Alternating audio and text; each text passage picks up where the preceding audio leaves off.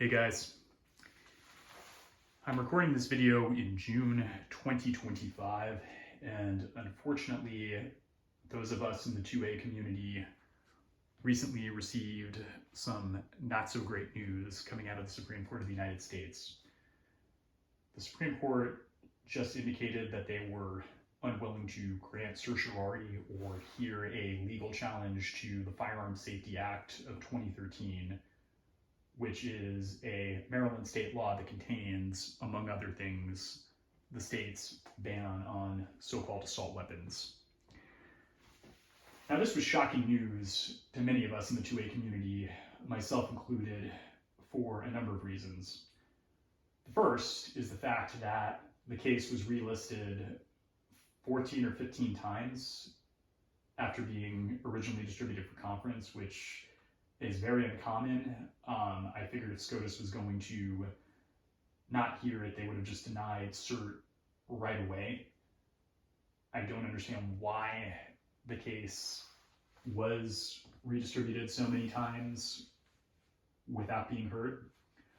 Another reason is the fact that originally when this case went before SCOTUS, was filed by the plaintiffs, the Maryland Attorney General kept trying to ask SCOTUS for extensions to filing their oral arguments, and they were told no, which indicated to me that SCOTUS was not willing to let them use lawfare delay tactics. In fact, it was most likely Chief Justice Roberts, who came out of the Fourth Circuit, who was the one that told them, no, you're filing your arguments. And I took that as a sign that SCOTUS was actually serious about hearing the case. Unfortunately, we now know that it is not to be. So Maryland gun owners like myself are unfortunately stuck with FSA 2013 on the books for at least the foreseeable future. Now, the other good side of this story here is that Justice Kavanaugh, who did not vote to hear the case, nonetheless indicated in a public statement that he thinks the bans are not constitutional, which is also consistent with his work as a bench judge previously. And he also said, quote unquote, that he expects SCOTUS will hear one of these cases and decide this issue in the next term or two. I think Kavanaugh is probably sincere. There might be a hint of passive aggression towards Roberts and probably Amy Coney Barrett in his statement. But really, from what I've heard from people that are smarter than me and that have been watching SCOTUS for a while, just other YouTubers mostly, most likely the reason SCOTUS did not take up the case was because they've been hit with a lot of other sensitive issues and culture war issues in the last term, and they probably just felt that they weren't quite ready to dip their toes in what's very likely going to be another sensitive cultural issue just yet. That strikes me as a plausible argument. I can't really judge one way or the other. For now, all I can do is try and preserve my optimism that the naysayers who believe SCOTUS is going to rule against us are wrong, and that this issue will be decided by the Supreme Court within the next couple of years. I mean, certainly within my lifetime or the very near future. With that being said, I do think it's ironic that Maryland's ban wound up being the first one to go before SCOTUS as a case on the merits, because really, quite honestly, FSA 2013, it may be an assault weapons ban, but it's one that has an awful lot of loopholes that really, practically speaking, don't do what the law purports to do. And to illustrate that, I have here 3 of my AR-15 builds, all of which you guys have seen on this channel previously. Right side is my Colt 6921 SOCOM, which in the past I've shown it off in 90s retro configurations. Right now it's set up as what you'd call a block 1.5 with a Daniel Defense Omega rail and a aim point on it. Center is a gun that you guys know very well. It's a trademark of my channel. It's my Sicario Daniel Defense M4A1 clone build.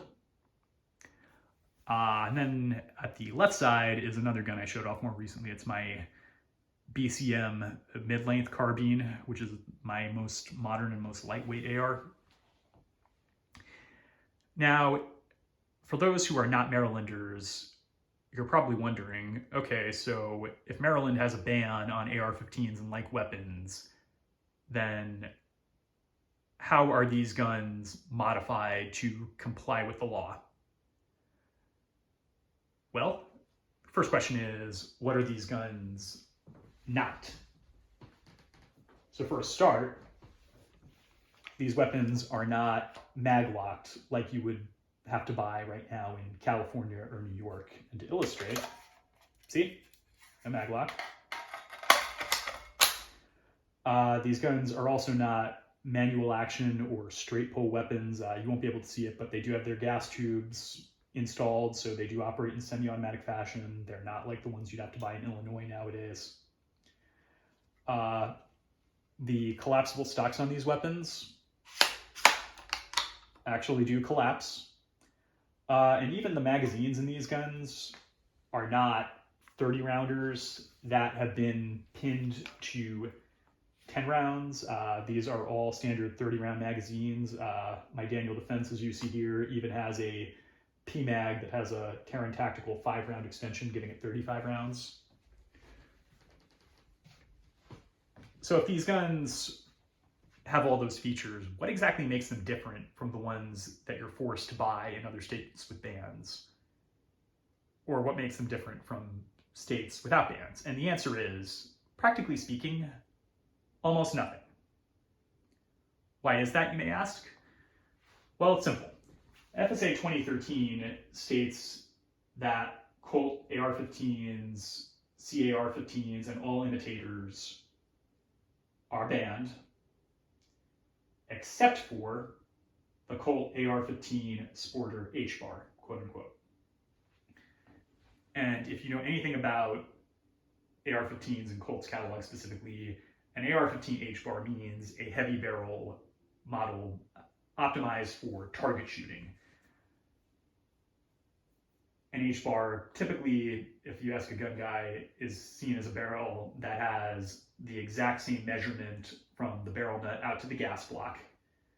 And it's heavier because that aids in preventing the barrel from getting hot too quickly and therefore improves accuracy. Now, that still raises the question, okay, well, what does it mean for a barrel to be HBAR? And FSA 2013 does not have a specific specification or measurement that a barrel has to meet in order to be considered legal. So the Maryland State Police, which has the regulatory authority to interpret the law, has opined that an HBAR is any barrel that is, quote unquote, sold, marked, or marketed as heavy.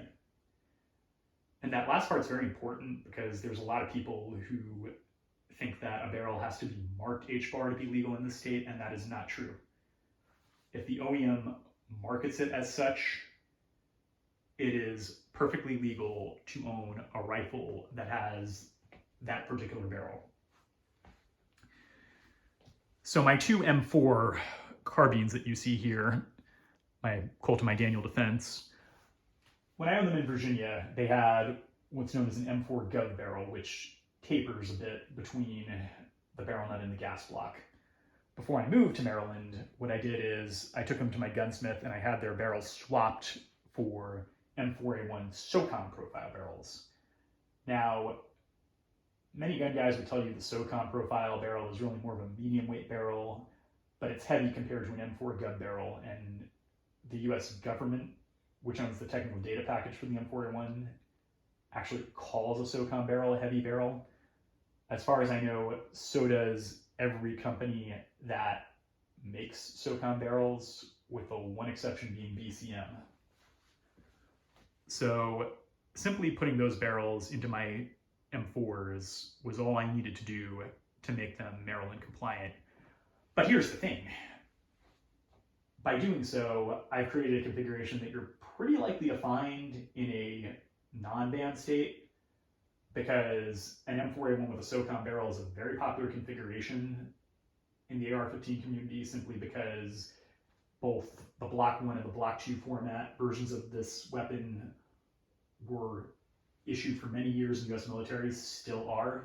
The Block 1 in particular is still standard issue in many US military units. So their military pedigree makes them very popular with enthusiasts and especially with cloners. So really, it's like these two rifles are identical to rifles that you would find in a non-banned state. Now with my BCM, it was a tad bit more complicated. When I bought the gun in Virginia originally, it had an enhanced lightweight profile barrel, which is basically a pencil barrel, and that was deliberate because I wanted my BCM carbine to be as lightweight as I could get it. The barrel that I used to make my gun Maryland compliant is essentially a medium weight barrel made by Centurion. But Centurion is interesting because for an extra $25, the company will engrave HB into the barrel nut. And that is, as far as Maryland State Police is concerned, a perfectly acceptable way to make the barrel legally an HBAR. So again, weight-wise, functionally speaking, my BCM still winds up being pretty much identical to a carbine that you're probably going to see in a non-banned state. I do want to emphasize, though, that although FSA 2013 exempts AR-15 HBARs in principle, it does have a features test, like all other state assault weapons bans. But that features test is really a lot more lenient than other states. First of all, there is no restriction on pistol grips, unlike a lot of states. The ban does indicate that you can't have more than one of the following features, however. A flash hider, a folding stock, which by the way is not the same thing as a collapsible stock, hence why these guns all have collapsible stocks, a grenade launcher, or a flare launcher. So because of the way the features test is written, it's not at all hard for a Maryland resident to own a pretty typical modern AR-15 carbine variation like these, as long as, again, the barrel is a heavy barrel, which also, again, doesn't necessarily mean what you think it means. Another fact to be aware, we do have a restriction on buying magazines that hold more than 10 rounds in this state, but not owning, or for that matter, purchasing out of state and bringing back to Maryland.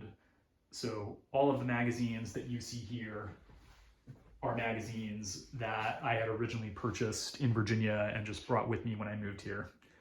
I had so many AR-15 mags by the time I moved here that I didn't really need any more, but nonetheless, I have purchased handgun magazines for some of my pistols out of state. So, what's the lesson here? Yes, FSA 13 is most likely an unconstitutional law, as at least 4 Supreme Court justices have indicated they believe it is. And yes, it's frustrating for Maryland gun owners. But practically speaking, it's a law that really doesn't stop Marylanders from owning a more or less non-neutered rifle configuration. Do I hope the law goes away? Yes, absolutely. But it is, I would say at least for now, tolerable, which is more than I can say for a lot of those other state bans. I do really think that long-term, if SCOTUS is going to take up any assault weapons ban case, they probably need to take up the Pica case out of Illinois, because that ban concerns a lot more than what the Maryland ban concerns. It covers issues such as not only the weapons, but also magazines, and also even things like the right of repair, which is, it's absurd to think you can't repair a weapon that you still legally own in the state. I really do hope the issue gets decided soon. I will try to preserve my optimism that Kavanaugh is sincere in what he stated. But for now, at least, I mean, I'm happy that, unlike the residents of some other states, I still can have a safe full of these evil black rifles to use to defend myself and my family. And I guess that's probably the best that can be said for now. Anyway, I hope this video has been informative to you guys, because again, I know there's a lot of people who really don't understand some of the nuances of Maryland's laws compared to some other states. Hope you enjoyed the video, and see you on the next one.